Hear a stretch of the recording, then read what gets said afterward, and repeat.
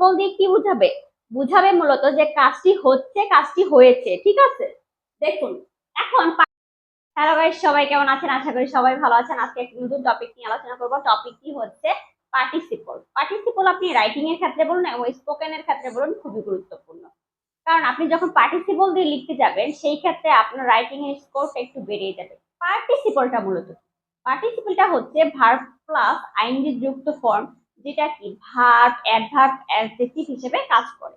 তো পার্টিসিপল মূলত তিন প্রকার: প্রেজেন্ট, পাস্ট এবং পারফেক্ট। আজকে আমরা প্রেজেন্ট পার্টিসিপল নিয়ে আলোচনা করব, ঠিক আছে। তো এখানে কিছু উদাহরণ দেওয়া আছে, চলুন আগে সেগুলো দেখি। দেখুন, পার্টিসিপল পার্টিসিপল দিয়ে মূলত কি বোঝায়? পার্টিসিপল দিয়ে মূলত বোঝায় যে কাজটি অলরেডি সম্পন্ন হয়ে গেছে বা কাজটি চলছে, ঠিক আছে।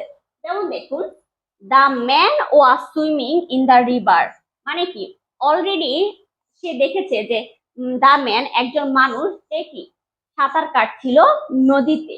তো পার্টিসিপল, প্রেজেন্ট পার্টিসিপল কতগুলো ফর্মে বসে, সেই ফর্মগুলো আজকে আমি এখানে আলোচনা করব, ঠিক আছে। যেমন দেখুন, কন্টিনিউয়াস টেন্স হিসেবে কিন্তু কি পার্টিসিপলটা বসে। যেমন the man was swimming in the river, মানে কি একটা মানুষ হচ্ছে কি নদীতে সাঁতার কাটছিল।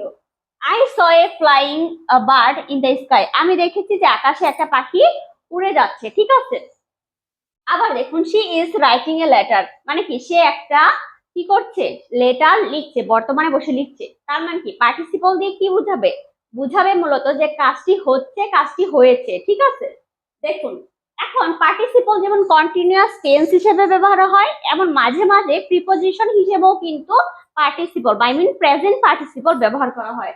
যেমন দেখুন, I could not go to college owing to illness, মানে কি আমার অসুস্থতার কারণে আমি কি কলেজে যেতে পারিনি। এটা কি এই উইং টুটা কিন্তু প্রিপোজিশন হিসেবে এইখানে ব্যবহার করা হয়েছে। আবার দেখুন, I saw your brother flying A card, এটা কিন্তু কমপ্লিমেন্ট হিসেবেও কিন্তু মাঝে মাঝে কি প্রেজেন্ট পার্টিসিপলটা ব্যবহার করা হয়। এখন দেখুন, আই স ইউর ব্রাদার, এর আগের ভিডিওতে জিরান্ড যখন আমি ব্যবহার করেছিলাম, জিরান্ডের ভিডিওতে আমি কিন্তু কমপ্লিমেন্ট কি সেটা নিয়ে আলোচনা করেছিলাম। কমপ্লিমেন্ট মূলত কি সাবজেক্টকে নির্দেশ করে। এখন দেখুন, আই স ইউর ব্রাদার, মানে কি কে দেখেছে, আমি দেখেছি না। তোমার ব্রাদারকে কে দেখেছে, আমি দেখেছি। তাহলে কাকে নির্দেশ করছে? সাবজেক্টকে নির্দেশ করছে না, আমাকে নির্দেশ করেছে না, যে আমি তোমার ব্রাদারকে দেখেছি। কে দেখেছে? আমি দেখেছি যে তোমার ব্রাদার হচ্ছে কি ঘুড়ি উড়াচ্ছে, ঠিক আছে। তো সাবজেক্টকে যখন নির্দেশ করবে সেটা হচ্ছে কি হবে? কমপ্লিমেন্ট।